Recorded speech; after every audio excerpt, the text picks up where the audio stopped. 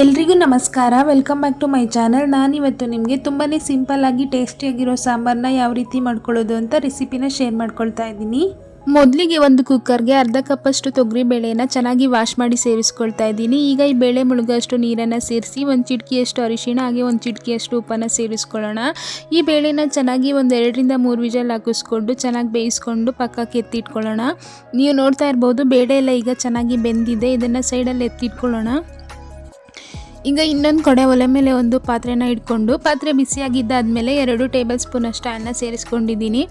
Oil ಬಿಸಿಯಾಗಿದ್ದಾದಮೇಲೆ ಸ್ವಲ್ಪ ಸಾಸಿವೆ ಹಾಗೆ 2 ಒಣಮೆಣಸಿನ್ಕಾಯಿನ ಸೇರಿಸ್ಕೊಂಡು ಒಂದು ಸಣ್ಣ ಈರುಳ್ಳಿನ ಸಣ್ಣದಾಗಿ ಕಟ್ ಮಾಡಿ ಸೇರಿಸ್ಕೊಂಡಿದ್ದೀನಿ. ಹಾಗೆ ಸ್ವಲ್ಪ ಕರಿಬೇವಿನ ಸೊಪ್ಪನ್ನು ಸೇರಿಸ್ಕೊಂಡು ಇದನ್ನೆಲ್ಲ ಚೆನ್ನಾಗಿ ಫ್ರೈ ಮಾಡಿಕೊಂಡು ಇದೆಲ್ಲ ಫ್ರೈ ಆಗಿದ್ದಾದಮೇಲೆ ನಾನಿಲ್ಲಿ ತರಕಾರಿಗಳನ್ನ ಸೇರಿಸ್ಕೊಳ್ತಾ ಇದ್ದೀನಿ. ಬೀನ್ಸು ಹಾಗೆ ನುಗ್ಗೆಕಾಯಿ, ಗೆಡ್ಡೆಕೋಸು, ಆಲೂಗಡ್ಡೆ ಹಾಗೆ ಸ್ವಲ್ಪ ಕ್ಯಾರೆಟು ಇಷ್ಟನ್ನು ಸೇರಿಸ್ಕೊಂಡಿದ್ದೀನಿ. ನಿಮಗೆ ಯಾವ ತರಕಾರಿ ಇಷ್ಟನೋ ಅದನ್ನೆಲ್ಲ ಸೇರಿಸ್ಕೊಳ್ಬೋದು. ಈಗ ಈ ತರಕಾರಿನೆಲ್ಲ ಒಂದು 2 ನಿಮಿಷ ಚೆನ್ನಾಗಿ ಫ್ರೈ ಮಾಡಿಕೊಂಡು ಒಂದು ಚಿಟಿಕೆಯಷ್ಟು ಅರಿಶಿಣ ಪುಡಿನ ಸೇರಿಸ್ಕೊಂಡಿದ್ದೀನಿ.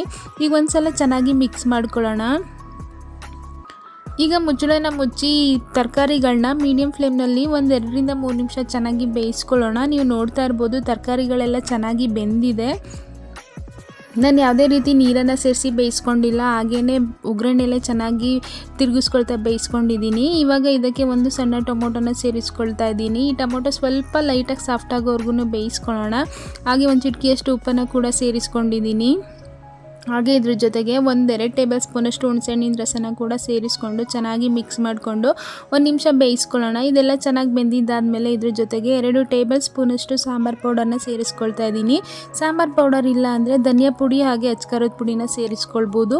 ಇದೆಲ್ಲನೂ ಒಂದ್ಸಲ ಚೆನ್ನಾಗಿ ಮಿಕ್ಸ್ ಮಾಡ್ಕೊಳ್ಳೋಣ. ಯಾರಾದರೂ ಹೊಸದಾಗಿ ನಮ್ಮ ವಿಡಿಯೋನ ನೋಡ್ತಾ ಇದ್ದರೆ ನಮ್ಮ ಚಾನಲ್ನ ಸಬ್ಸ್ಕ್ರೈಬ್ ಮಾಡಿಕೊಂಡು ಸಪೋರ್ಟ್ ಮಾಡಿ. ಇದೆಲ್ಲ ಚೆನ್ನಾಗಿ ಮಿಕ್ಸ್ ಮಾಡ್ಕೊಂಡಿದ್ದಾದಮೇಲೆ ಮೊದಲೇ ಬೇಯಿಸಿ ಎತ್ತಿಟ್ಕೊಂಡಿರುವಂತಹ ತೊಗರಿಬೇಳೆ ಮಿಶ್ರಣನ ಸೇರಿಸ್ಕೊಂಡು ಚೆನ್ನಾಗಿ ಒಂದ್ಸಲ ಮಿಕ್ಸ್ ಮಾಡ್ಕೊಂಡಿದ್ದಾದಮೇಲೆ ಅರ್ಧ ಲೀಟರಷ್ಟು ನೀರನ್ನು ಸೇರಿಸ್ಕೊಳ್ತಾ ಇದ್ದೀನಿ. ನಿಮಗೆ ಸಾಂಬಾರು ಯಾವ ಕನ್ಸಿಸ್ಟೆನ್ಸಿಲಿ ಬೇಕೋ ಅಷ್ಟು ನೀರನ್ನು ಸೇರಿಸ್ಕೊಳ್ಳಿ. ಈ ಸಾಂಬಾರಂತೂ ಇಡ್ಲಿ, ದೋಸೆ, ಚಪಾತಿ, ರೈಸ್, ಮುದ್ದೆ ಎಲ್ಲದಕ್ಕೂ ತುಂಬಾ ಚೆನ್ನಾಗಿರುತ್ತೆ. ಇವಾಗ ಇದನ್ನು ಒಂದು 5ರಿಂದ 6 ನಿಮಿಷ ಚೆನ್ನಾಗಿ ಕುದಿಯೋದಕ್ಕೆ ಬಿಡೋಣ. ನೀವಿವಾಗ ನೋಡ್ತಾ ಇರ್ಬೋದು ಸಾಂಬಾರು ತುಂಬಾ ಚೆನ್ನಾಗಿ ಕುದೀತಾ ಇದೆ. ನಾನಿವಾಗ ಇದಕ್ಕೆ ಒಂದು ಸ್ವಲ್ಪ ಕೊತ್ತಂಬರಿ ಸೊಪ್ಪನ್ನು ಸಣ್ಣದಾಗಿ ಕಟ್ ಮಾಡಿ ಸೇರಿಸ್ಕೊಂಡಿದ್ದೀನಿ. ಒಂದ್ಸಲ ಚೆನ್ನಾಗಿ ಮಿಕ್ಸ್ ಮಾಡ್ಕೊಳ್ಳೋಣ. ಜಾಸ್ತಿ ಟೈಮ್ ಇಲ್ಲದೆ ಇರುವಾಗ ಅಥವಾ ಯಾವುದೇ ರೀತಿ ಮಸಾಲೆ ರುಬ್ಬದೆ ಈಸಿಯಾಗಿ ಈ ಸಾಂಬಾರನ್ನ ಬೇಗ ಮಾಡ್ಕೊಳ್ಬೋದು. ತುಂಬಾ ಟೇಸ್ಟಿಯಾಗಿರುತ್ತೆ ಕೂಡ. ನೀವು ಒಂದ್ಸಲ ಟ್ರೈ ಮಾಡಿ.